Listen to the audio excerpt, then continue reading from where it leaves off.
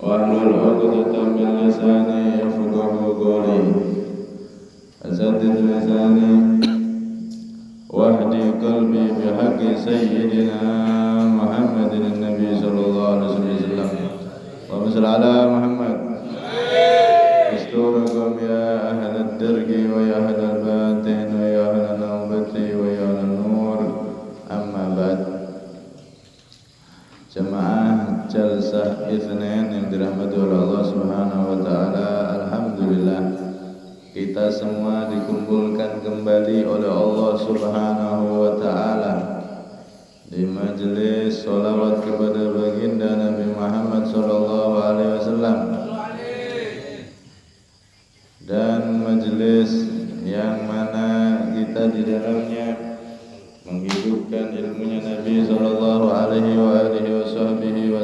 Semoga duduknya kita di majelis ini membuahkan duduknya kelak kita bersama Rasulullah di surga Allah Subhanahu wa taala. Amin Allahumma amin. Malam ini niku malam 25 Rajab. Jadi Jalsah Itsnain pada malam hari ini spesial kita niatkan untuk peringatan Isra Mi'raj walaupun kecil-kecilan. Dan spesial kita akan membahas tentang Isra Mi'rajnya Nabi sallallahu alaihi wasallam. Al-Imam As-Sayyid Muhammad bin Ali Al-Maliki di dalam kitabnya Al-Anwar Al-Bahiyah, beliau menyebutkan ada 3 pelajaran besar yang bisa diambil dari peristiwa Isra Mi'rajnya Nabi sallallahu alaihi wasallam. Sebetulnya wakil pelajaran yang bisa diambil dari Isra Mi'raj itu banyak. Kalau dibahas tidak akan habis-habis. Tapi ada 3 pembahasan besar yang paling penting menurut beliau Sayyid Muhammad bin Ali Al-Maliki. Yang pertama kata beliau adalah Fadlun Nabi.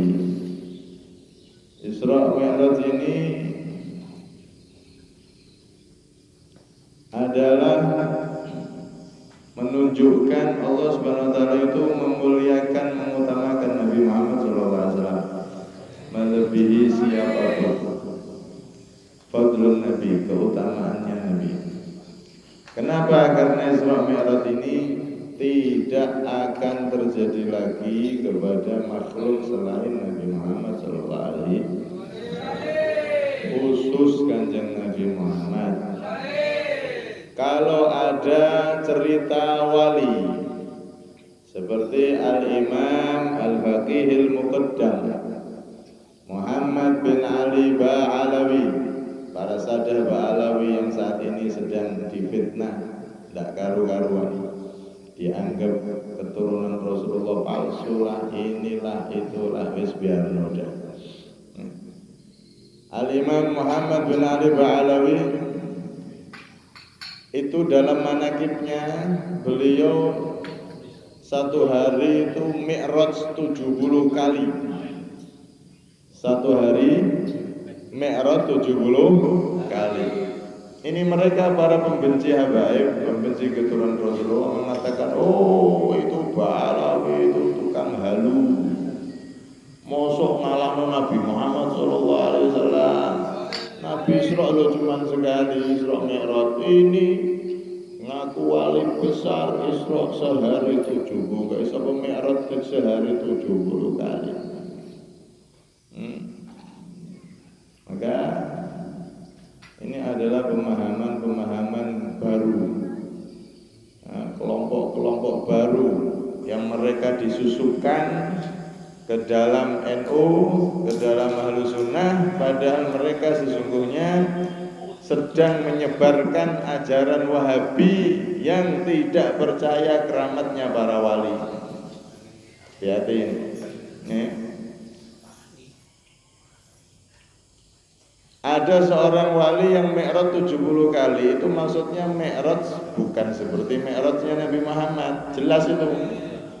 Kalau mi'raj yang seperti Nabi Muhammad jasad dan ruh itu cuma Rasulullah, nggak ada yang lain. Jangankan wali, nabi-nabi yang lain tuh nggak ada yang bisa. Rasul-rasul yang hebat-hebat itu ulul azmi, Nabi Ibrahim, Nabi Musa, Nabi Nuh, Nabi Isa. Itu loh yang jenderal-jenderalnya para nabi, nggak ada yang bisa Isra Mi'raj dengan jasad dan ruh kecuali hanya Nabi Muhammad SAW.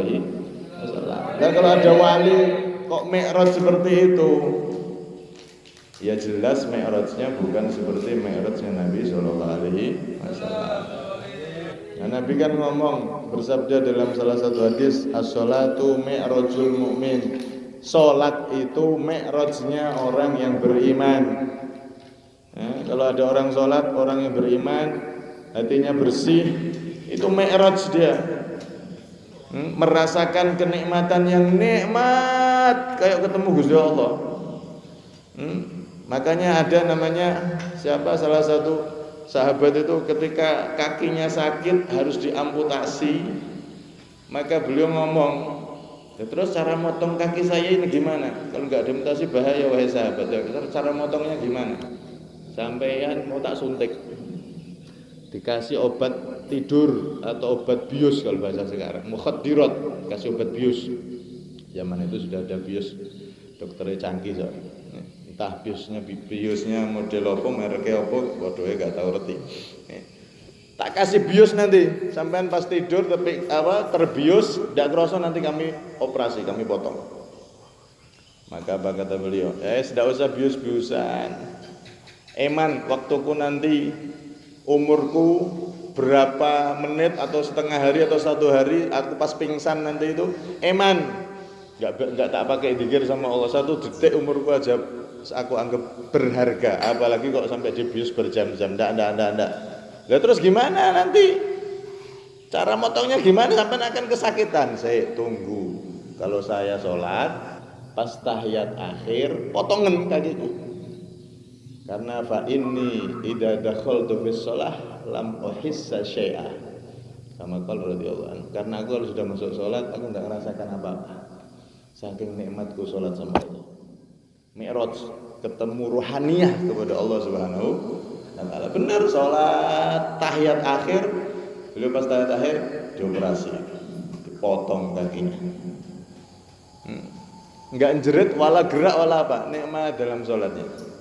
Salam tiba-tiba, sudah toh selesai, udah ini kakinya sudah terpotong. Diambil sama beliau, ya Allah, aku saksikan kepada Engkau ya Allah, kakiku ini mulai aku balik sampai sekarang tidak pernah aku pakai untuk jalan ke maksiat. Enggak pernah aku pakai ke kafe, ke tempat purel-purel, enggak pernah aku pakai ke tempat-tempat yang maksiat ya Allah.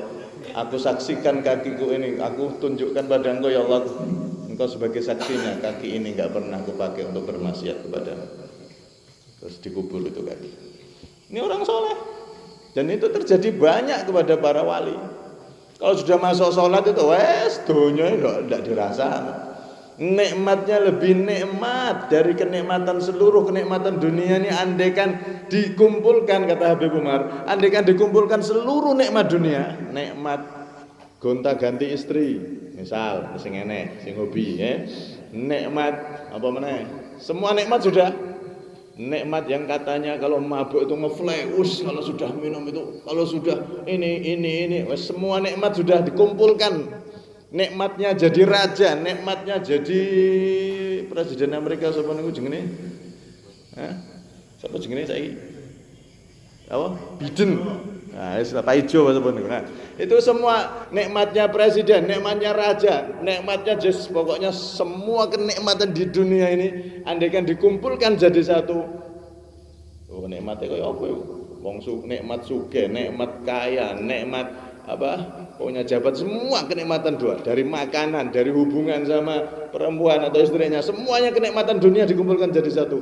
Maka tidak membandingi mithlu darrah, satu debu dari kenikmatan sholat ketika orang soleh mereka menikmati sholatnya. Sak debu dong.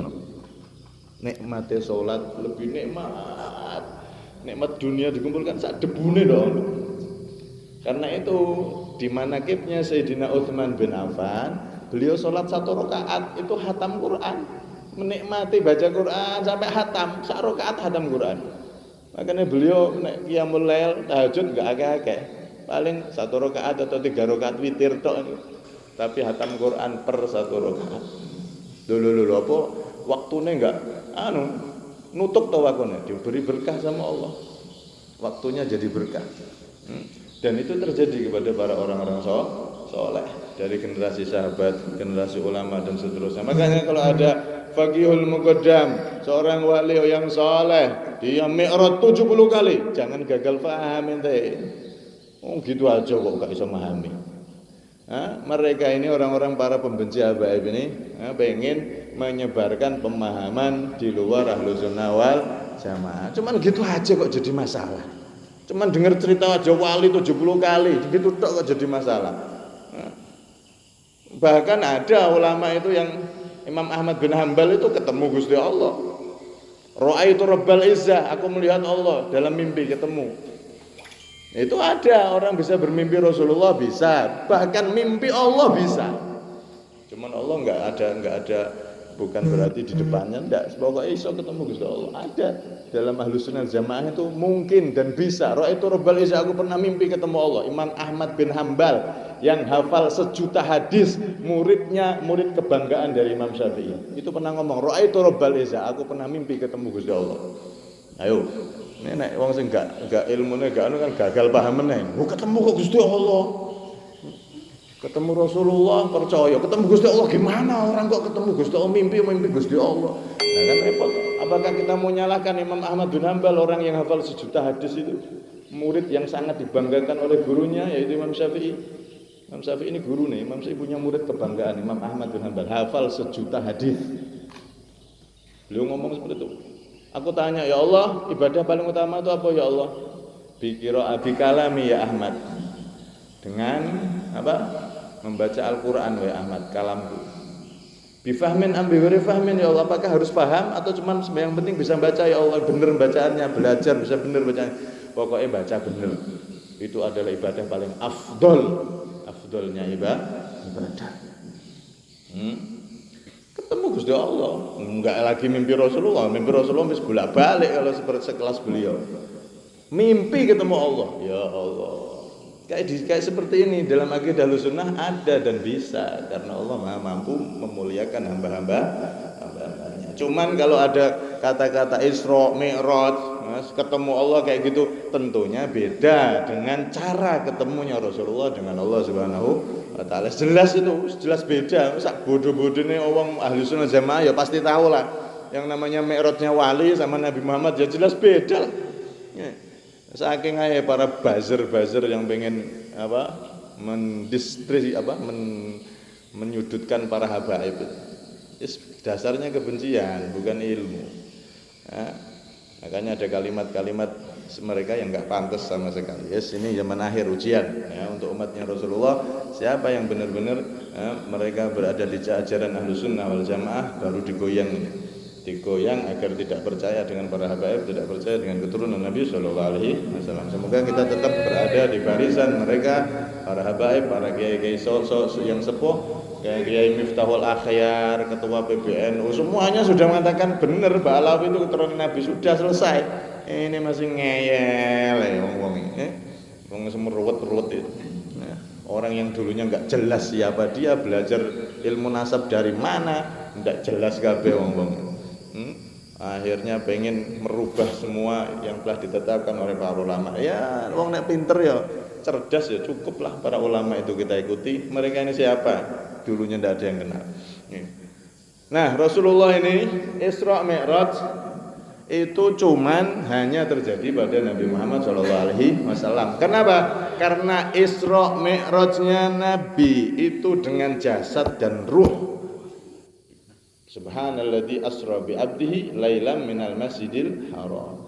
Lah kalau Isra Mi'rajnya itu cuman ruh saja, enggak akan Allah nyebut di Al-Qur'an itu subhan. Subhan itu maha suci Allah. Subhanalladzi maha suci zat yang telah memperjalankan hambanya. yaitu Nabi Muhammad. Kalau pakai roh saja secara rohani, maka bukan sesuatu yang istimewa. Kalau rohani selain Nabi Muhammad ada para wali bisa kalau sekedar rohani. Isra Mi'raj ketemu Allah secara rohani. Semua wali-wali orang soleh bisa. Tapi yang dimaksud Isra Mi'raj di sini di ayat itu adalah dengan jasad dan ruh saawake Kanjeng Nabi, sak jasate Kanjeng Nabi dalam keadaan seperti kita ini, jasad dan ruh Isra Mi'raj ketemu dengan Allah Subhanahu wa taala. Ini satu keutamaan Nabi kita Muhammad. Isra Mi'raj yang menunjukkan keutamaan baginda Nabi Muhammad sallallahu alaihi wasallam. Karena Nabi Musa itu pengen ketemu Gusti Allah. Nabi Musa itu kan kalimullah, nabi yang sudah bisa langsung ngomong sama Allah niku saged. Iso ngomong sama Allah tiap saat bisa, tanpa perantara Jibril. Kalimullah. Ketika Nabi Musa sudah diberi derajat bisa ngomong langsung sama Allah, beliau pengen nambah derajat, pengen melihat Allah. Enggak cuma denger tok, tapi pengen lihat Allah. Kenapa? Karena di saat Nabi Musa itu mendengar firman Allah, itu nikmatnya luar biasa.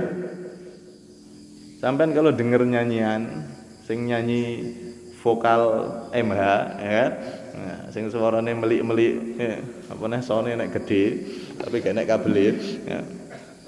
Itu kan nyanyian, suara yang merdu itu kan kenikmatan, nikmat itu. Apalagi kok wis idolane, ya. Kan kenikmatan itu nyanyian. Nah bayangkan, andaikan mendengarkan firman Allah, itu nikmatnya kayak apa? Nikmat, cuman perlu digarisbawahi. Kalamnya Allah itu, firmannya Allah itu, nggak pakai huruf, nggak pakai suara. Paham nih? Kalamnya Allah itu pokoknya apa? Beda dengan kalam makhluk. Kalau kalamnya kita, manusia atau minal jinnati wan nas bangsa jin atau minal hayawan hewan-hewan itu pakai huruf, pakai suara. Kalau nggak ada suara, nggak ada huruf, maka nggak bisa disebut bicara. Nggak ada bicara. Nek manusia membutuhkan, perlu dengan suara, butuh dengan huruf. Nek Gusti Allah nggak perlu huruf, nggak perlu suara. Kalamnya Allah itu, pokoknya Allah berfirman, kalam, berbicara, dan bicaranya Allah nggak pakai suara, nggak pakai huruf, nggak membutuhkan lidah seperti kita, ndak. Subhanallah dari itu semua. Allah maha berfirman, dan firmannya Allah tidak membutuhkan huruf, tidak membutuhkan suara. Kalau Allah butuh huruf, butuh suara, berarti Allah bukan maha kuasa, karena membutuhkan huruf, membutuhkan suara. Ya terus apa bisa? Omongan, kalam nggak pakai huruf, nggak pakai suara, tapi bisa didengar, bisa difahami. Ada. Contoh, sampean pas ning Pangkal Ambon, enek lampu merah, cet langsung ring. Dia ndak ngomong tuh lampu. Stop, sing numpak motor bater, stop. Ndak, lampunya diam tuh. Merah tik, langsung sampai rem kabeh. Padahal ndak ada suara, ndak ada huruf, tapi tahu itu stop. Mendek. Nanti kalau kuning, siap-siap ngegas. Hijau, mlaku. Lampu hijau langsung paham. Oh, ini nyuruh ibaratnya ngasih apa-apa. Jalan semua. Sampai lampu hijau becek rem, di klakson sing mburi. Tabrak silite kapok. Itu salah satu contoh. Enggak pakai suara, enggak pakai huruf, tapi bisa dipahami. Maksudnya apa? Berhenti, maju. Nah, itu lampu merah. Cuman bukan berarti firman-Nya Allah itu kayak pakai lampu, enggak. Nah, maksudnya ini pendekatan pemahaman tuh begitu. Allah itu enggak pakai suara, enggak pakai huruf firman-Nya. Lah terus Al-Qur'an kok ada huruf, ada suaranya itu. Nek qiraah kan nek hurufnya itu diterjemahkan jadi bahasa kita, bisa dipahami untuk manusia, karena manusia kalau nggak diterjemahkan dengan bahasanya ndak akan paham. Contoh sampean ngomong beang al kucingu, sampean kan kudu pakai bahasa kucing tuh, meong, nerjemahno bahasa pakai bahasa kucing. Sampean mangani pitik, ya pakai bahasa pitik, aja sampai keliru ngomong mbek pitik malah meong, ya polong-polong apa maksudnya menungso sitok iki ya. Ya sama ayam ya kok ngasih makan ayam pakai bahasa ayam. Ngasih makan kambing ya pakai bahasa kambing, be. Aja diwolak-walik. Ngasih makan kambing pakai bahasa ayam. Kambingnya njaluk di selfie di sliding ngene. Begitulah firman Allah itu dipakai diterjemahkan dengan bahasa manusia, dipilih oleh Allah bahasa Arab. Akhirnya kelihatan huruf, kelihatan suaranya. Aslinya firman Allah nggak pakai suara, nggak pakai huruf. Nabi Musa ketika mendengar firman Allah itu nikmat, bisa mendengar ujung rambut sampai ujung kaki, mendengar semua firman Allah. Nggak harus pakai telinga. Karena yang ditangkap telinga itu suara sama huruf, sedangkan firman Allah yang asli nggak pakai suara, nggak pakai huruf. Seluruh tubuhnya Nabi Musa dari ujung kepala ujung kaki mendengar firman Allah. Nikmatnya luar biasa. Maka Nabi Musa saat itu pengen nambah pangkat, ya Allah. Arini andur ilaik. Sampai diabadikan di Al-Qur'an. Qala Rabbi arini andur ilaik. Rabbi wahai Tuhanku, arini. Perlihatkanlah engkau andur ilaik. Aku pengen melihat engkau wahai Allah. Karena kenikmatan mendengar firman Allah yang begitu nikmat. Kayak kita dengar suara kok apik sapa sih wong iki? Kan mesti penasaran sapa aja iki sing kok endi to? Oh, iki lho rupane ning ngarepan. Iya masalah ya kuwi. Suara itu kalau bagus kita penasaran pasti pengen nambah, pengen ngerti sapa sih sing nyanyi. Sapa sih sing nyanyi? Begitu juga Nabi Musa. Nikmatnya firman Allah begitu nikmat, pengen nambah ya Allah, izinkan aku untuk melihat engkau ya Allah. Maka apa kata Allah? Qala lan tarani walakin indur ilal jabali fa in istaqarra makanahu fa sawfa tarani. Wahai Musa, lan tarani, kau selamanya enggak akan bisa lihat aku selama di dunia wahai Musa. Enggak akan bisa lihat aku wahai Musa. Lihat itu gunung yang ada dekatmu. Saat itu Nabi Musa berada di gunung Jabal Turisina. Itu Ardul Muqaddasah, termasuk bumi yang disucikan oleh Allah. Kata ulama, minha khuliqa jasadu Abi Bakrin radhiyallahu anhu. Dari tanah Turisina yang diinjak-injak oleh Nabi Musa ini, lembah itu yang suci itu, dari sari tanah itulah Sayyidina Abu Bakar diciptakan. Makanya orangnya enggak ruwet. Sayyidina Abu Bakar itu manfaat sama orang, enggak ruwet.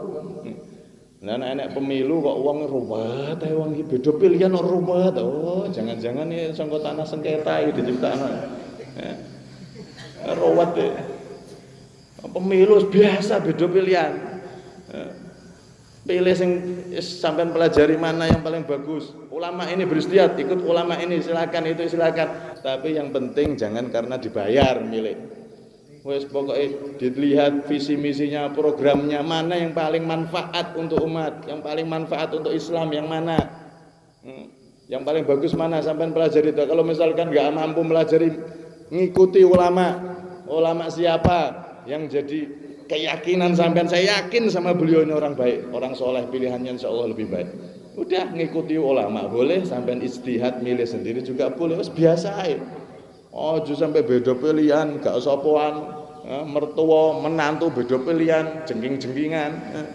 Suami mbak istri gak sopoan, bahkan sampai cerai gara-gara beda pilihan. Nek perlu sak rumah beda semua gitu loh. Malah bagus itu. Bapaknya apa? Prabowo, Gemoy. Terus yang satunya apa? Bojone apa? Anies forever Konoha. Ini. Terus yang anaknya apa? Anaknya Ganjar. Wes kok apa-apa. Makan bareng, mie ayam bareng biasa. Pilihan 5 tahun nek ruwet-ruwet men. 02, 01, 03. Sorry.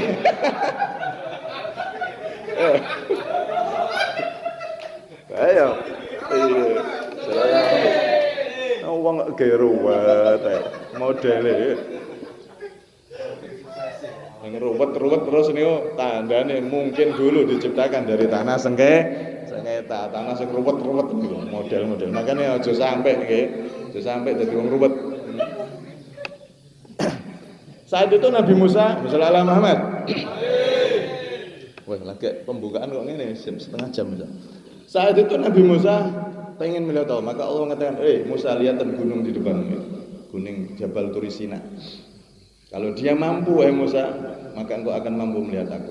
Subhanallah, Kata Syekh Nawawi dalam tafsirnya, tafsir Munir, itu beliau mengatakan apa? Allah membuka tabir nur cahaya arsy-Nya. Cahaya arsy dibuka satu titik. Belum nurnya Allah ini yang dibuka. Arsy-Nya Allah masih dibuka satu cahaya, satu percik cahaya. Gunung itu langsung meledak, gunung itu langsung terpecah, terbelah. Nabi Musa langsung pingsan. Gunung tadi terpecah, terbelah, ada yang terlempar set ke Madinah, jadilah Gunung Uhud. Ada yang terlempar set ke Mekah, jadilah Jabal Rahmah, Gunung Cinta, tempat pertemuan Nabi Adam dan Siti Hawa. Konon kabarnya kalau orang jomblo ke situ, insya Allah cepat dapat jodoh. Nah, wis dia jodoh, krono meneh, wah insya Allah roba rabi, bahaya. Itu gunung-gunung kata Syekh Nawawi riwayatnya itu pecahan dari gunung Jabal Turus ini yang begitu besar. Saat itu nur cahaya arus ditampakkan, hancur lebur itu Nabi Musa geblak gak kuat. Setelah siuman, ini tubtu ilaika ya Allah, aku mohon ampun ya Allah, tobat ya Allah, saya enggak melihat engkau, enggak apa-apa ya Allah, jangan sampai engkau marah sama saya ya Allah. Nabi Musa ketakutan minta ampun sama Allah, karena meminta sesuatu yang belum diberi oleh Allah Subhanahu wa ta'ala. Subhanallah, Nabi Muhammad enggak pakai minta. Nabi Muhammad enggak pakai ya Allah, beri saya makom, kedudukan bisa melihat engkau ya Allah, bisa berbicara sama engkau ya Allah. Enggak pakai minta Rasulullah. Diundang sama Allah Subhanahu wa ta'ala, bisa berbicara langsung sama Allah. Derajat Nabi Musa dilewati sama beliau dan bisa melihat langsung Allah Subhanahu wa ta'ala. Singkat cerita, dari Mekah beliau ke Palestina, Masjidil Aqsa, naik ke langit sampai langit 7, naik terus ke atas sampai langit ke-8 Sidratul Muntaha, ke-9 kursi, ke-10 tingkat teratas arsy. Arsy ini makhluk Allah yang paling besar, paling luas. Sampai adegan seluruh semesta ini ditaruh di arsy kayak gelangnya ibu-ibu dibuat ning lapangan bola. Saking gedene arsy. Ketika masuk di arsy, Jibril tidak bisa naik. Jibril cuma di tingkat 9 saja. Wa ma minna illa lahu maqam ma'lum bahai Rasulullah. Kami malaikat cuma bisa sampai sini, saya cuma bisa sampai sini. Saya masuk ke cahaya arsy, ke arsy sedikit aja, maka saya terbakar. Engkau masuk sendiri ya Allah, ya Rasulullah. Akhirnya Rasulullah masuk ke situ, singkat cerita, ketemulah sama Allah Subhanahu wa ta'ala di tempat tertinggi yang tidak ada langit lagi di atasnya. Wis mentok, tempat tertinggi itu arsy. Di situ ketemu Gusti Allah. Bukan berarti Allah di atas, tidak, tapi untuk menunjukkan Nabi Muhammad itu makhluk teratas, paling atas. Nah, di saat ketemu Allah, Rasulullah bukan berarti melihat di depannya Rasulullah ada Allah gitu, enggak. Atau Allah di belakang Rasul, enggak. Atau Allah di atas Rasul, enggak. Di kanan kiri Rasul, enggak. Apalagi kok di bawah, enggak. Kenapa? Karena depan, belakang, kanan, kiri, atas, bawah ini adalah jihatus siti, arah. Arah itu tempat. Tempat itu makhluk ciptaan Allah. Allah enggak membutuhkan tempat. Karena itu Allah itu enggak di atas, enggak di bawah, enggak di mana-mana. Pokoknya Allah ada sempurna, selesai. Di mana? Salah. Pertanyaan di mana itu salah. Sama dengan sampean tanya enek wong lanang, wis head. Nyambung mboten pertanyaannya. Headmu pirang dino? Kamu datang bulan atau datang matahari? Tanya ke laki-laki. Enggak nyambung, pertanyaan yang salah tempat. Di mana Allah? Di mana itu enggak bisa ditanyakan ke Allah. Di mana berarti tempat-tempat Allah enggak butuh tempat. Allah yang ciptakan semua tempat. Paham ya ini? Pokoknya Allah ada sempurna. Makanya jangan sering-sering ngomong, jangan budayakan ngomong. Besok ning Jawa ora nek pas Idul Fitri atau pengen rabi meneh ora, kok suwimen gak rabi-rabi. Terus tergantung yang di atas. Tergantung kok yang di atas. Nah, ya bahaya itu. Tergantung yang di atas, memang sudah Allah di atas.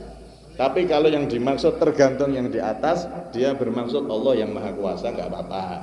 Tapi kalau meyakini Allah di atas, nah ini bahaya itu. Itu bukan akidah Ahlussunnah wal Jamaah, itu bisa mengarah kepada kekufuran. Nauzubillah min dzalik.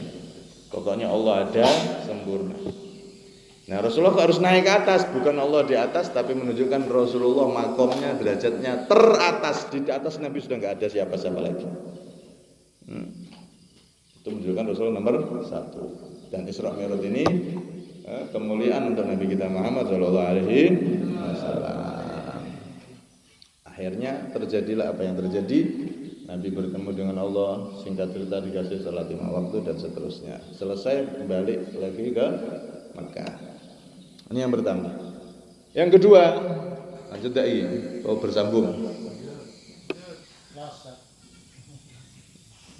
Yang kedua, imamatuhu lil anbiya, kata beliau. Nabi Muhammad itu selain makhluk paling utama, paling mulia, beliau juga jadi pimpinan seluruh makhluk. Mulia plus jadi pemimpin.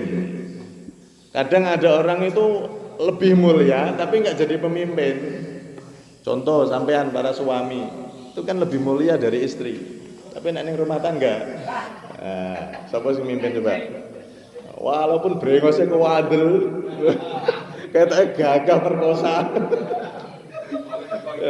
Gagah, tapi nek ning omah yang mengkerut kabeh rek. Oh iya teko. Sorry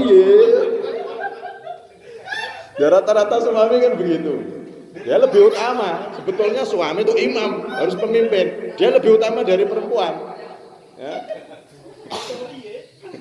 Kalau dalam derajat rumah tangga kan suami harus lebih utama, tapi nggak jadi pemimpin. Biasanya dijajah sama para istri.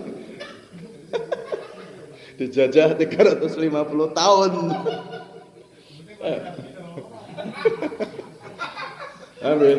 Pemimpin lebih utama tapi nggak jadi pemimpin. Ada kejadian kan? Ya sampai duit langsung ngalami. Tapi kalau Rasulullah enggak. Rasulullah itu utama plus pemimpin. Lengkap jadinya.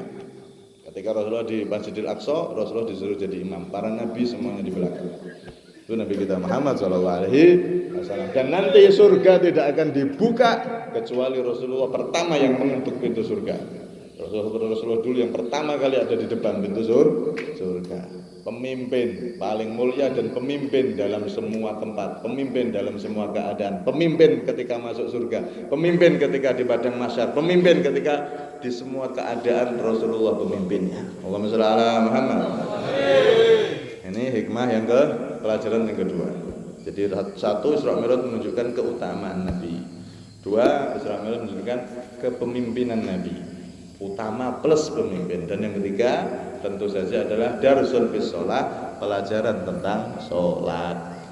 Sholat 5 waktu, kita usahakan jangan sampai sholat itu bolong ya. Kita sholat 5 waktu, kata Rasulullah, al ahdu bainana wa bainahumus shalah faman tarakaha faqad kafar. Perjanjian aku antara mereka umatku adalah sholat. Artinya apa? Nek kita itu masih sholat, itu berarti masih janji setia sama Nabi, perjanjian sama Nabi masih diakui umatnya Kanjeng Nabi.